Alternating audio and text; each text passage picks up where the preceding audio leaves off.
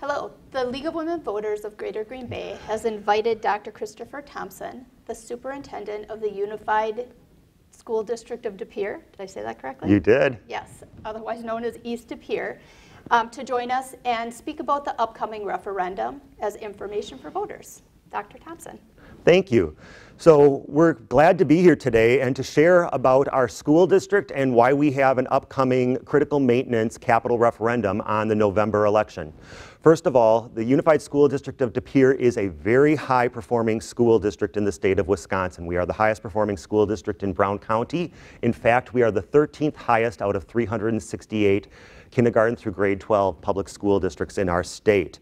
We've risen from 31st to 13th in 2 years, and a lot of this is because we have been successful at closing the achievement gaps caused by the COVID-19 pandemic. That's happening through very purposeful core instruction in the school district, as well as having interventions in place, both behavioral and academic, for students in need, so that we are meeting their needs where they're at and helping these students regain their place with their peers so that they can excel. We want our students to be future leaders, and that's what we look as being the most important thing for our school district. One of the things I've been asked about recently is why we're having another referendum this school year. The reason is our survey data told us that we needed to clarify the questions and potentially separate them out into separate election cycles, so that when voters were coming to vote, they would be only having to think about one question on the ballot at a time. Another reason is because school districts are only allowed to have 2 questions in any given school year, and we did not want to take a risk of any of our questions failing. Therefore, we took the approach of separating every question out so that we could have a very frank conversation with voters and explain the information so that they could understand it and then come in and see for themselves why this matters for the children of De Pere. Another thing to be considering here is the fact that there have been very tight budgets in public schools in the state of Wisconsin for many, many years now. Really, this started happening probably around 2008, 2009.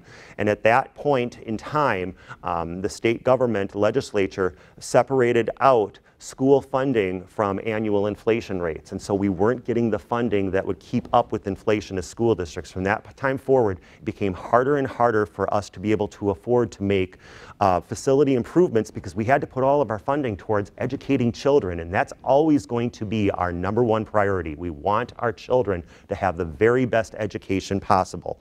However, you also have to think about the facility, because if the facility starts to not meet the needs of children, it's taking away from instructional time. Not a day goes by any longer where our students don't have a moment where some type of key system isn't working properly, and that takes time away from their teachers because they have to address the key system before they can address instruction for the students.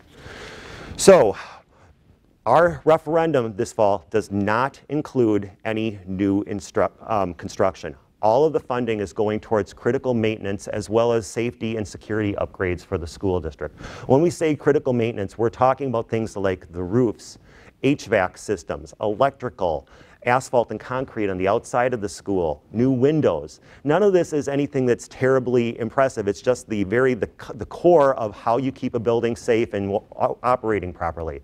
From a security standpoint, we're talking about ADA improvements that we need to make so that all students can have an opportunity to equally be able to access the facility. We're also talking about fire alarm systems, clock systems, bell systems here.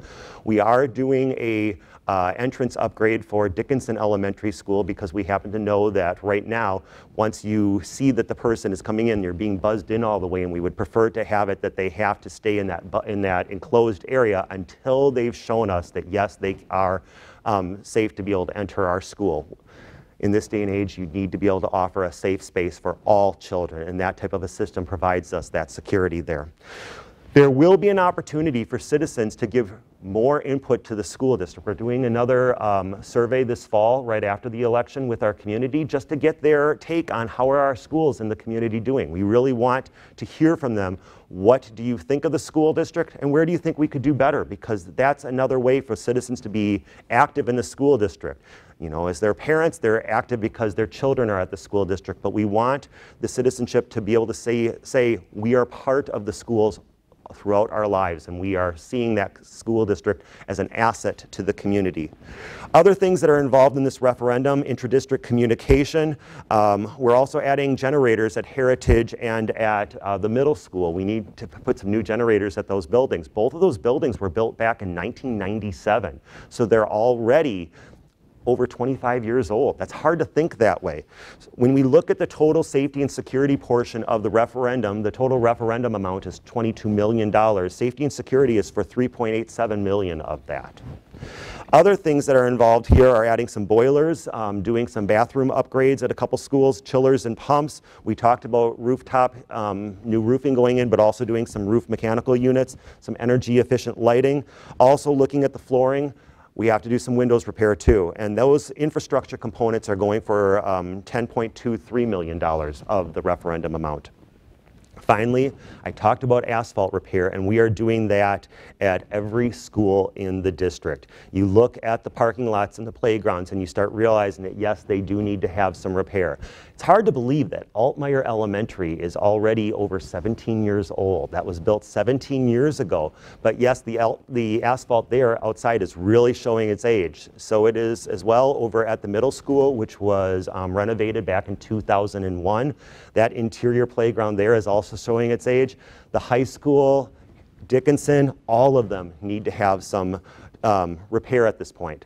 Finally, we are replacing or wishing to replace the track surface at the high school. That surface does need to be kept in good condition because we want it to be safe for runners when they're using the track. And if you have a track surface that wears down, that safety component is no longer there and they can slip while they're running. We don't want that to happen. And we're proud of our track team because they are really doing quite well for our community here. And those type of improvements are going for $7.88 million. So we often talk about the mill rate, and the mill rate is the amount per $1,000 of assessed property value that a property owner pays in the school district. Our district's mill rate has fallen for the past 20 years, and now we're right around a little bit between $5 and $6. That's a really low mill rate. We're coming back up now after the fall referendum, but we're still going to be below $7, and that's key here. So we want you to understand that the mill rate for our school district is still among the lowest in the county of all the communities here. And so even with these improvements, we are still doing this amazing job of educating students, and we're doing it for less. And that's something we're proud about because we really look at our spending as something that we need to keep in control, because to be good stewards of taxpayer dollars, we too have to be, I guess I would have to say, frugal about it. You don't want to overspend, but you want to spend wisely and know that when you spend, the funds that you're using are going to have a positive impact on student learning here. So sadly, we got to talk about what will happen if the referendum does not pass. In this case, we're going to continue to see those interruptions to student learning because teachers are going to have to take times out of their day to address building concerns, building maintenance concerns that could have been fixed had we had some funding, and instead have to put their time to addressing that. And that's something we don't want to see. Right now, that includes leaking roofs. We're seeing water coming up through floors at the high school. We're having heating and ventilation and air conditioning unit breakdowns happening quite often in our school district. We also have malfunctioning clock and bell systems in the school right now. That's even happening at the high school as we speak right now. All of these things disrupt the school day, and we really want to keep things moving continuously for students so that they're focused on learning in their school here. The other thing is we're forced to continue to pay for short-term repairs instead of really getting to the root cause of the problem and solving it for the long term, so we're not putting funds unnecessarily in short-term repairs, but really getting to fix the problem as it is. Also, we want to make Dickinson a safer school, and that's something that's really important here. I'm not saying it's not safe right now, but I'm saying that we're having to go to extra measures to keep it safe, and we would like to have it be that we can count on the system to work for us so that we don't have to work for those extra measures. Also, right now, we talked about ADA compliance. This is looking at counter heights in classrooms right now, so that, say if you're in a science classroom and you're doing a lab and a student that might be in a wheelchair, can't have a counter at the right level for them. They're having to work at a level higher than that. That's not safe, and that's not making an equitable experience for them. And we're mindful that we want our classroom spaces to be equitable so that all students can have access to that free and appropriate education, that high quality education that the Unified School District of De Pere is known for. Also, we're very mindful right now that if we're not able to pay for this, we're going to continue to see critical systems in our school district break down. And sooner or later, even short-term repairs are not going to work for us in this case. And we want to not have that worry coming forward so that we can focus on that quality education. Likewise, we're concerning ourselves with our visitors coming into the school building. And when you have cracked pavement, jagged edges on your sidewalks and such, people are at risk of falling. We don't want to see that happen because we want everybody to have that great experience. So right now we're sharing information. We have updated our website. We have information on our district calendar this year, so every time parents and community members change a month, they see more information in our systems right now. We have put out our highlight newsletter again, which had 3 full pages this time dedicated. This is in addition to the 7 pages that was dedicated in January's highlights, so we're really consciously looking at how we educate the community and provide information here. We will be offering 6 community town hall meetings this fall. 3 of them are in person and then 3 of them are virtual. The virtual meetings were very popular in spring, but likewise we know that a lot of people like to have that face-to-face interaction, that in-person experience, so we're providing both here this way. I'm continuing to speak with community groups and really just trying to share information out there. We will also see one more mailer, and we will be looking at how we're using social media to share information too. With that being said, I invite the community to come to our first town hall meeting. It is going to be on Wednesday, October 2nd at 6 p.m. at Heritage Elementary School. We like to start out in Ledgeview because Ledgeview voters want to be informed. Last time we had over 40 people at that meeting, and likewise again, we want to get that information out there. So I want to thank the League of Women's Voters in Joshua today for hosting this information session and allowing me the opportunity to present why the Unified School District of De Pere has a critical maintenance capital referendum on the November election. And I encourage all voters to get out and vote. Whatever you vote for, voting is important. It's part of the American democracy, and it's why our nation is special. So thank you. Thank you, Dr. Thompson. Thank you. Thank you.